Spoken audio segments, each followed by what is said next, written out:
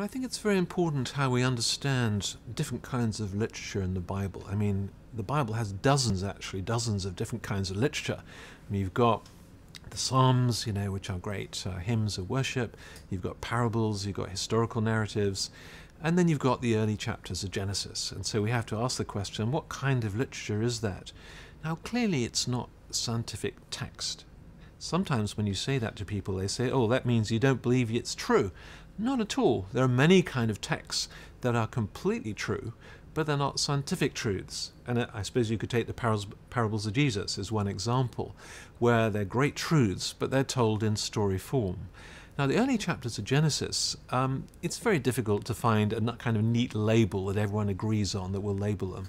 Some people have said they are like a great theological essay, something like that. Other people have called them other kinds of literature.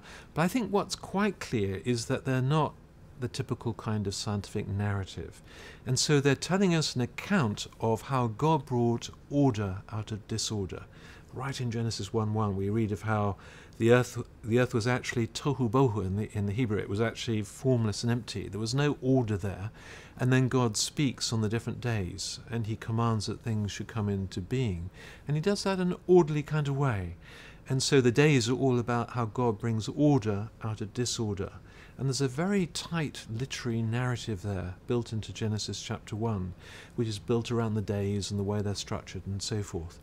So I think what Genesis 1 is about is not about how old is the earth and whether it's young or old. It's simply not about that at all, but it's about the fact we have one God who's bringing everything into being, and not lots of gods, as most of the people believed at that time. And so in those days, there would have been one God for each separate day, but then it's saying, well, actually, no, there's now one God who does everything day after day after day.